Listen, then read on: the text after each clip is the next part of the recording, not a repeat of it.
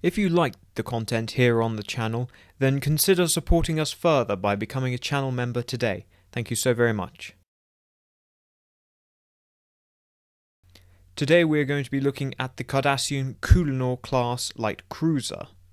In real life, it was created by Activision for the Armada games, Star Trek Armada 2, in which it featured several unique abilities, including the ability to use a plasma cannon to burn a planet's surface, and the ability to create a rift into fluidic space, in which would release species 8472 and create a whole lot of bother for everybody. So very interesting and quite an inventive design in terms of concepts and ideas. Subsequently, it's really taken on a life of its own in the fandom. You can find mods for Star Trek Armada 3, which is a set of mods for Sins of a Solar Empire, and it's amongst the classes featured in that. There's numerous artwork which depict it, which then brings it to, my part in the story, and that is quite small, really. Just that I wanted a ship for the Cardassians to have in the Cardassian Border War. I wanted a light cruiser of some description, something, small and nimble. The Kulinor was the obvious candidate for me. It looked like a Galor, but more primitive. A lot of these shapes, you've got cut wings, a cut bridge section, you've got additional things like those tail fins, so all which go towards creating a sense of they're moving towards the Galor, but they're not quite there yet, and they haven't really fully worked out which shapes work and what the best design to really go with. They're really still working it out, so that's really why I included it in the Cardassian Border War, because I felt it fit quite well there. Obviously in the Armada that's set much later, and it looks quite different in that setting, but that then led to me getting a new 3D model of it made by Rizal 3D, who did a wonderful job, and it was quite important really just to match it with the Echo, because the idea is that these are two sister designs and they're very strongly related to each other, and she did an absolutely wonderful job in creating something that really looked quite dated in a positive way, much like how John Eves did a good job of creating very aged-looking Klingon ships, very primitive-looking Klingon ships for Enterprise. I think she's done a very good job here with particularly the greebling, the texturing, the superstructure. These are all very good aspects to the 3D model that really give it some life and some detail and some sort of a grittiness to it. So that's really the IRL history.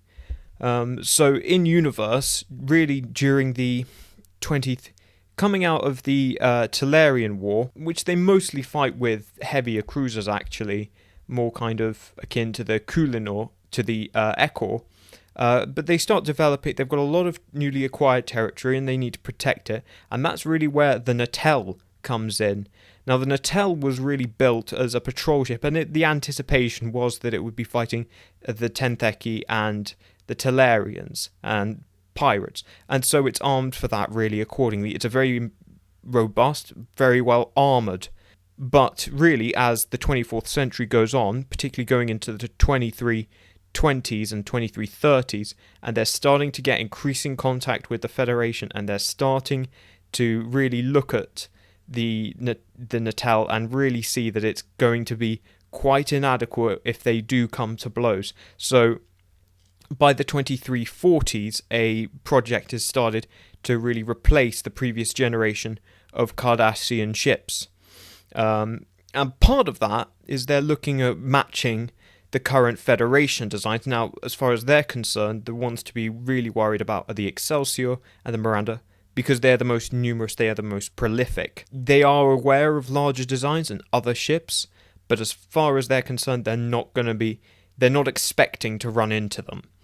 They would much rather have ships that they can confidently match against the Federation's rank and file. They're also then thinking about how is this going to play out, and that really feeds into the idea of the pod tactics that they develop, they really develop a doctrine around the idea of skirmish, and really key to that is going to be your lighter class, your sort of frigate class. It needs to be quick around the park.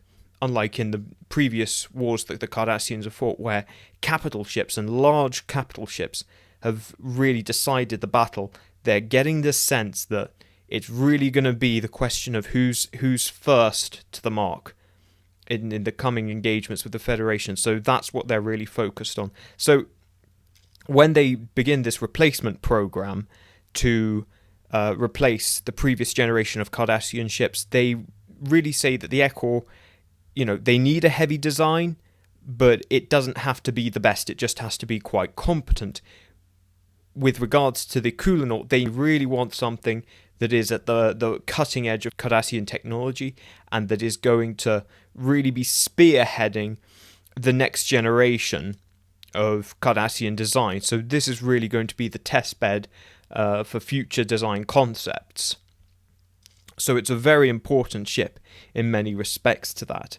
So that's why you get this dual design program, which used established parts and components, and another that uses much more experimental technologies. And this is something that's previously been done before by the Klingons and plenty of other powers as well. So it's not unusual.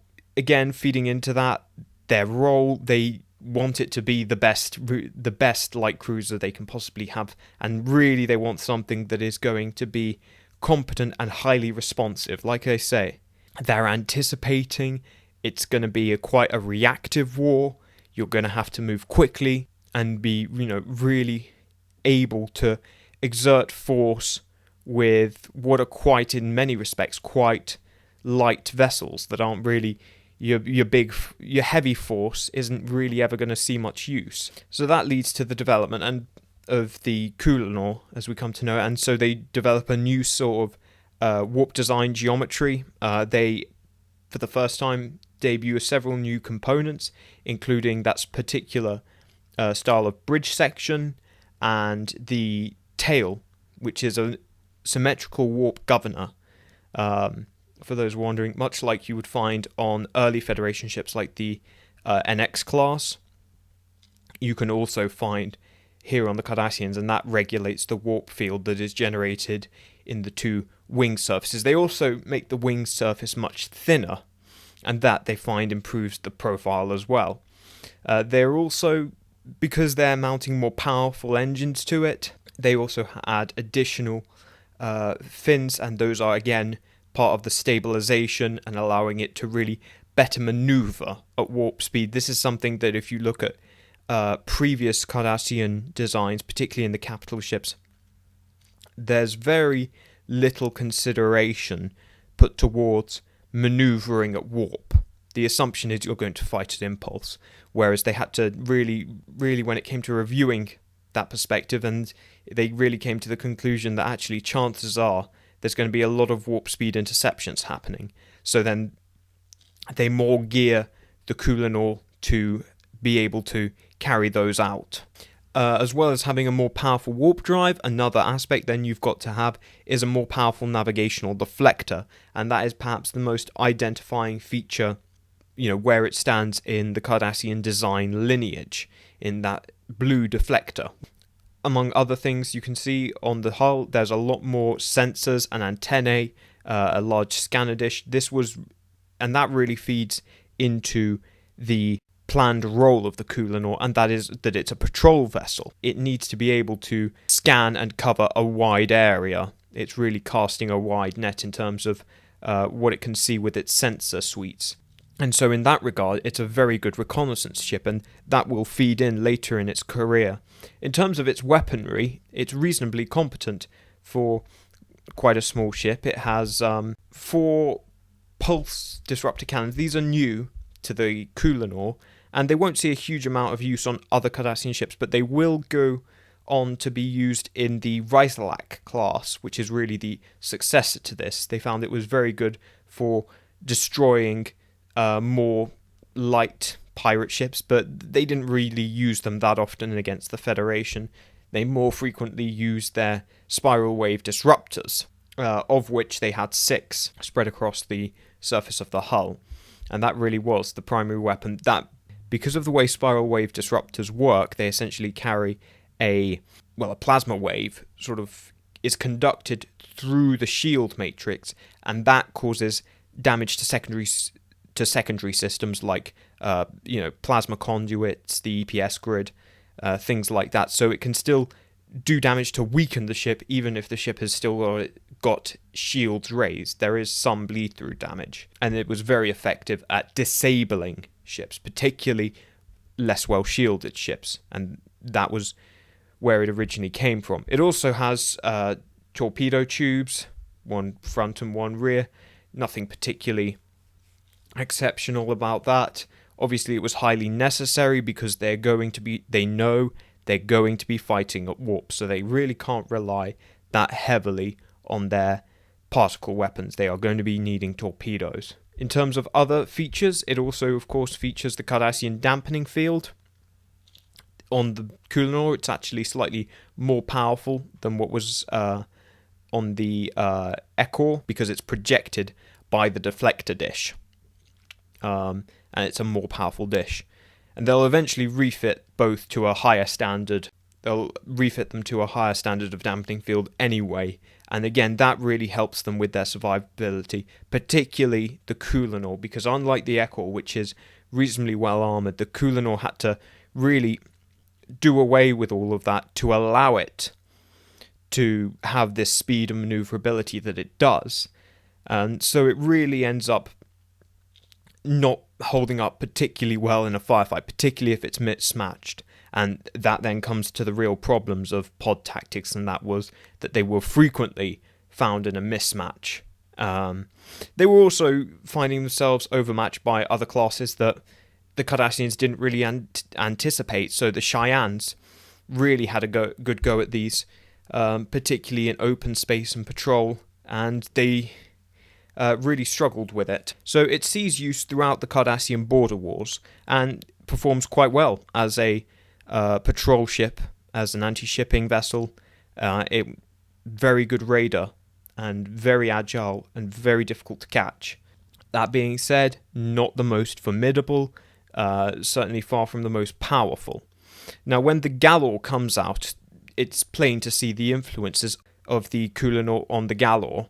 It had a huge amount of influence, and really that goes for most Cardassian capital ships for the remainder of the 24th century. Can really trace most of the techniques and advancements and design traits back to the Kulinor, because they really did, making it a design that will allow them to explore future technologies. It is a platform that was designed to be open to the possibility of upgrading, and that wasn't necessarily because they wanted to keep it to a modern standard, but more because they knew they wanted it to be a test bed, because if it works on the Kulinor, it will work on everything else that follows. So that was really the mindset behind it, and for that reason it lasts actually far longer than the Ekor, and it sees numerous refits. And it even sees service during the Dominion War, because its age isn't so apparent, because it's sort of in a rearguard, patrol, skirmish role, and it can sort of avoid, unfavourable engagements. But really, for the most part, it had its day in the 2350s and early 60s. It was eventually, in the late 60s, it's replaced by the Ryzalak class, which is much more robust and just as agile, and just an even more simplified design. You have the Galor, and that really simplifies things from the Kulinor down to a heavy cruiser, and then the Ryzalak goes kind of the other way, really simplifying it down into a new form of light cruiser. So in that respect, the Kulinor is really highly influential on Cardassian design. I mean, it really arguably is the first truly modern Cardassian warship. Yes, the Ekor, it was highly capable, but it aged much faster than the Kulinor. The Kulinor was built to really continually serve and push the standards not of the time, and in that it succeeded very much so. In many ways, it's a highly influential Cardassian design, and quite impressive in that respect, in its ability to really sort of foreshadow the future